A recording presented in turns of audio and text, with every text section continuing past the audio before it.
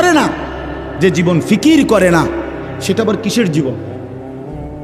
কেন আল্লাহ দিল দিলেন? কেন আল্লাহ চোখ দিলেন? কেন আল্লাহ কান দিলেন? কেন আল্লাহ শরীরের মধ্যে সক্ষমতা দিলেন? এই জন্য ভাইয়া আমার, বন্ধু আমার, সবাই মিলে আমরা ভাবা দরকার। চাচারা, আপনাদেরকেও বলি, শেষ হায়াত আল্লাহ তাআলা চা দোকানের জন্য দেয় নাই।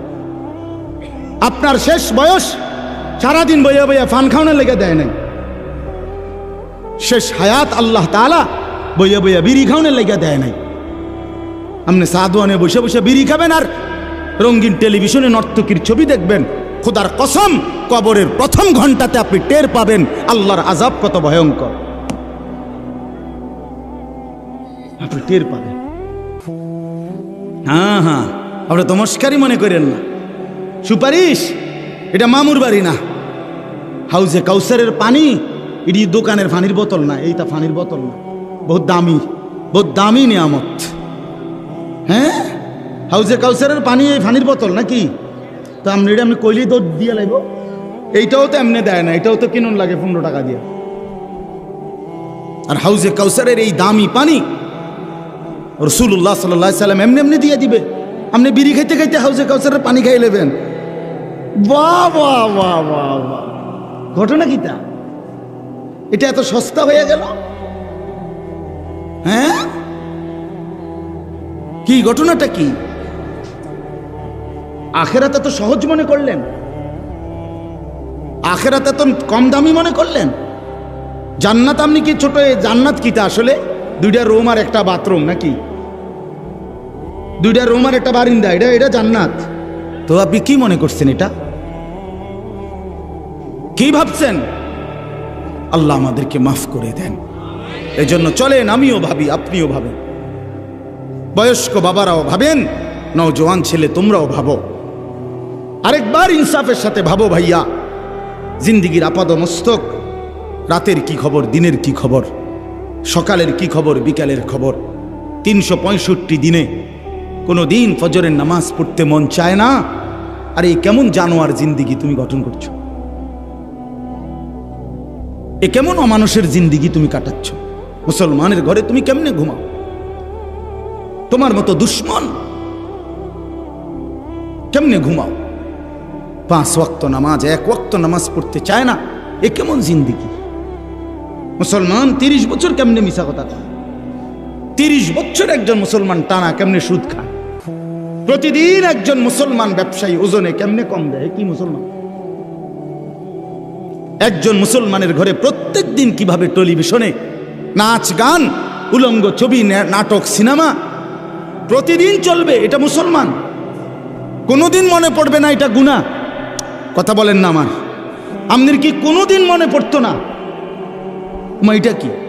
প্রতিদিন আপনার বিবি বাচ্চা, নাতি নাতনি এরা ডেইলি টেলিভিশন চায়, প্রত্যেক দিন নাচ গান দেখে। আপনার চোখের মধ্যে একটু ভাঁজও নাই, আপনার কপালটার মধ্যে একটু টেনশনও নাই, আপনার চোখে এক ফোঁটা পানিও নাই। আহা, আমার বাচ্চার কি হবে, আমার বিবির কি হবে, আমার সন্তানের কি হবে? আপনাদেরকে শুনাই বাপ, এক সাহাবী ছিলেন ওয়াসিলা ইবনুল আসকা। আমরা নিজে কিতাবে পড়ছি ওয়াসিলা এই সাহাবীর নাম। এই সাহাবী একদিন ওনার ছেলে, উনি মিশরে থাকতেন, ওনার ছেলে রোমে, মানে আজকের ইটালি, এই রোমের খ্রিস্টান বাহিনীর বিরুদ্ধে সাহাবী নবীজির ইন্তেকালের পরে সাহাবীর ছেলে যুদ্ধে গেছে কাফেরদের বিরুদ্ধে। যুদ্ধে খ্রিস্টান বাহিনী এই সাহাবীর ছেলেকে বন্দী করছে, বন্দী কইরা অন্ধকার কারাগারে আটকায় রাখছে। তো ওনার বাকি কাফেলার বাকি সদস্যরা আইসা মিশরে ওনার কাছে এই সংবাদ জানাইছে, আপনার সন্তানকে খ্রিস্টান বাহিনী বন্দী করে অন্ধকার কারাগারে আটকায়া রাখছে। আল্লাহর কসম, আমি নিজে কিতাবে পড়ছি, হযরত ওয়াসিলা এই সাহাবী প্রথম শব্দ চিৎকার দিয়া বলছে, আয় আল্লাহ, তাইলে আমার সন্তান নামাজ পড়বে কেন?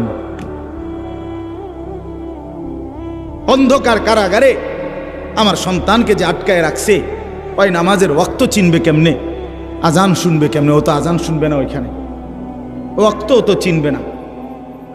এরপরে কিতাবে লিখছে এই সাহাবী 5 ওয়াক্ত নামাজের পরে সময়ে, উনি 5 ওয়াক্ত নামাজের টাইমে ওই রোমের দিকে ফিরে উনি বলতেন, ইয়া বুনাইয়া কাদ হানা ওয়াক্তু সালাতিল ফজর, হে আমার সন্তান, ফজরের নামাজের ওয়াক্ত হইছে, ওঠো বাপ নামাজ পড়ো। ছেলেটা যখন পরবর্তীতে মুক্তি পাইছে, ছেলে তার বাবাকে বলছে, আল্লাহর কসম বাবা, আপনার জবানের প্রতিবারের উচ্চারণ আল্লাহ আমার কানে পৌঁছাইছে, হাজার হাজার মাইল দূরে। এক বাবার প্রথম ফিকির সন্তানের জন্য কি বলেন না কেন? নামাজ। আমার ছেলের নামাজের কি হবে? আরো আশ্চর্য শুনেন, মুসলিম শরীফের হাদিস আছে, নবী সাল্লাল্লাহু আলাইহি সাল্লাম সাহাবীদেরকে একদিন শুনাইছেন যে আল্লাহর এই জমিনে শেষ জামানায় সর্বশ্রেষ্ঠ কাফের, সবচেয়ে বড় কাফের বের হবে। সেই কাফেরের নাম হলো দাজ্জাল, যে 40 দিনে লক্ষ কোটি কোটি মুসলমানের ঈমান নষ্ট করে কাফের বানায় ফেলবে। নাউযুবিল্লাহ। তো নবীজি বলছে সেই 40 দিন যে থাকবে দাজ্জাল পৃথিবীতে, এই 40 দিনের প্রথম দিন হবে 1 বছরের সমান, ইয়াউমুন কাসানাতিন। একদিন হবে প্রথম দিন 1 বছরের সমান, দ্বিতীয় দিন 1 মাসের সমান, তৃতীয় দিন 1 সপ্তাহের সমান, আর চতুর্থ দিন থেকে বাকি দিনগুলো 24 ঘন্টা, স্বাভাবিক এখনকার হিসাব। তাহলে প্রথম দিন কতটুকু? 1 বছর। আচ্ছা, এটা আমনের সামনে বলার পর আমি হইলে কি বলতাম? আরে খাইছে রে, কি তো 1 বছর কেমনে হইব?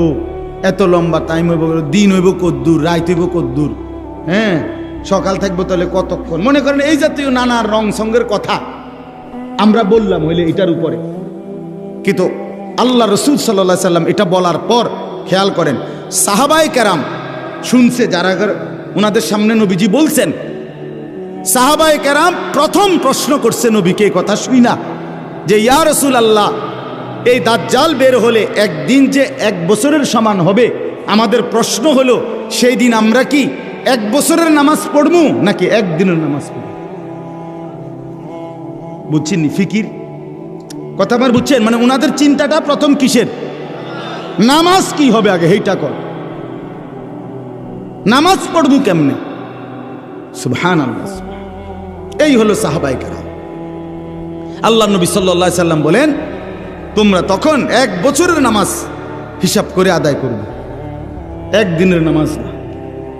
কেমনে হিসাব করবো? আপনি ওই সময় থাকেন তো দেখবেন আলেমরা কেমনে বলে।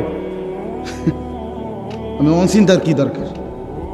ওই সময় আল্লাহ তাআলা জমিনের মধ্যে ফতোয়া দেওয়ার জন্য, বুঝাইয়া দেওয়ার জন্য উলামায়ে কেরাম রাখবেন। জমিন থাকলে আলেম থাকবে, সূর্য উঠলে আলেম থাকবে, চাঁদ উঠলে আলেম থাকবে। আল্লাহকে ডাকার মতো, আল্লাহকে বুঝানোর মতো ব্যবস্থাপনা থাকবেই।